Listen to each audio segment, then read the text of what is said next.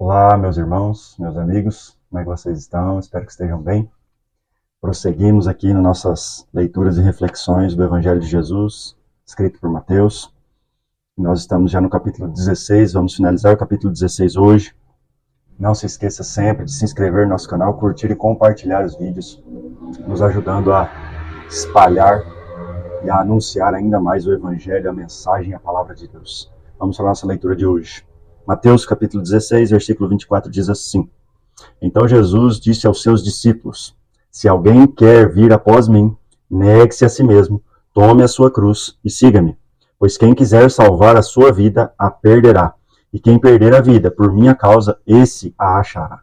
De que adiantará uma pessoa ganhar o mundo inteiro e perder a sua alma? Ou que dará uma pessoa em troca da sua alma? Porque o Filho do Homem há de vir na glória de seu Pai, com seus anjos, e então retribuirá a cada um conforme as suas obras. Em verdade lhes digo que dos que aqui se encontram existem alguns que não passarão pela morte até que vejam o Filho do Homem vir no seu reino. Até aqui. Jesus acaba de fazer vários pontos aqui de aconselhamento, de ensinamento para os discípulos, né? Ele, pela primeira vez aqui nesse contexto, ele começa a falar sobre o que ele passaria no seu sofrimento, na sua morte, na sua ressurreição. E aqui ele dá um recado específico para os discípulos de Jesus. Discípulos de Jesus, aqueles que voluntariamente decidiram segui-lo, ser como ele é, serem parecidos com ele, serem cópias dele, andarem como ele andou e fazer o que ele fez. E esse recado é simples e objetivo no seu entendimento, porém não tão fácil assim na sua prática. E o recado foi: se alguém quiser vir após mim, negue-se a si mesmo, tome a sua cruz e siga-me. Jesus não disse isso para as pessoas que não queriam o seguir. Jesus não disse isso para pessoas desconhecidas a ele. Jesus disse isso aos discípulos, aqueles que eram do seu círculo mais íntimo de relacionamento. Aqueles que desejaram segui-lo, aqueles que quiseram caminhar como ele voluntariamente, porque entenderam que esse era o seu propósito de vida. E a condição para ser um discípulo de Jesus é essa: negar-se a si mesmo, tomar a sua cruz, morrer para você e para as suas vontades. E o verdadeiro entendimento, né, e o significado de quando Jesus diz tomar a sua cruz é morrer para si. É negar a você mesmo e as suas vontades. E às vezes a gente tem um entendimento errado do que significa o tomar a sua cruz. Achamos que é simplesmente uma dificuldade ou alguma coisa que carregamos, ou uma doença, ou uma pessoa que nós somos obrigados a nos relacionar, enfim. Mas isso verdadeiramente não é tomar a sua cruz. Tomar a sua cruz é seguir por um caminho de renúncia e de morte para você mesmo. Porque é isso que significava tomar a sua cruz. Quando Jesus foi sentenciado à morte de cruz, ele fez um caminho público, carregando a cruz. Ou seja, todos sabiam que ele estava em direção, ou seja, caminhando para a sua própria morte e condenação. E esse é o significado real de tomar a sua cruz e seguir Jesus, ou seja, é morrer para si mesmo. Somente negando a Jesus e morrendo para nós mesmos é que perdemos a nossa vida e assim a salvamos. Jesus disse assim: pois quem quiser salvar a sua vida, a perderá. E quem perder a sua vida por minha causa, esse a achará.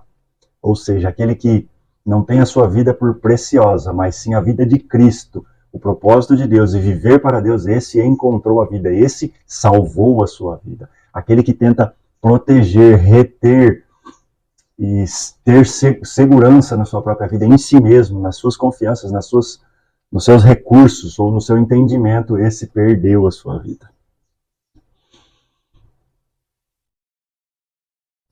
A matemática do reino de Deus: menos é mais, dividir é multiplicar. Quando perdemos, ganhamos. E quando ganhamos, perdemos.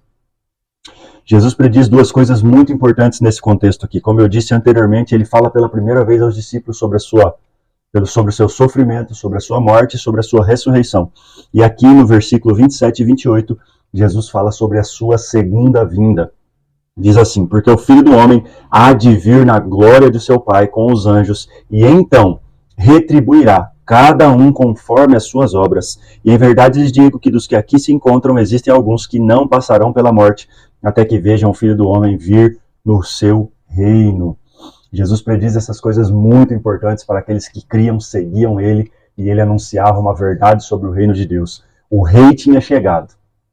Ele passaria por um processo para que nós fôssemos redimidos. E ele voltaria com um propósito de julgamento. Ele julgará as nações.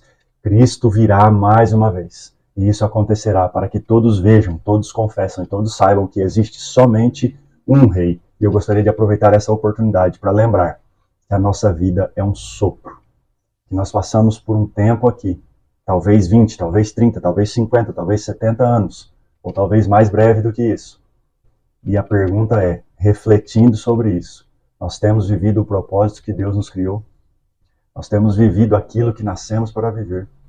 Se hoje se findar a nossa vida aqui nessa terra, como estão os nossos legados, aquilo que fizemos, aquilo que vivemos, a nossa prática diária? Realmente cumprimos o nosso propósito? Eu gostaria que você refletisse sobre isso. Leia essa parte, leia esse trecho de Mateus 16, 24 e 28. Tenha suas reflexões, deixe Deus falar com você e viva o propósito da sua vida. Vamos orar. Pai, em nome de Jesus, nós te agradecemos por imensa misericórdia do Senhor ter nos alcançado. Nos alcançado porque Cristo veio, e isso é real. Cristo sofreu, morreu, mas ressuscitou, e hoje ele está vivo. Mas voltará e julgará as nações. E nós queremos estar, Deus, sendo advogados, sendo defendidos, sendo, Deus, cobridos pelo teu sangue, para que possamos, junto com o Senhor, reinar eternamente e viver eternamente. Eu oro para que esse entendimento, através do Espírito Santo, alcance cada coração, em nome de Jesus.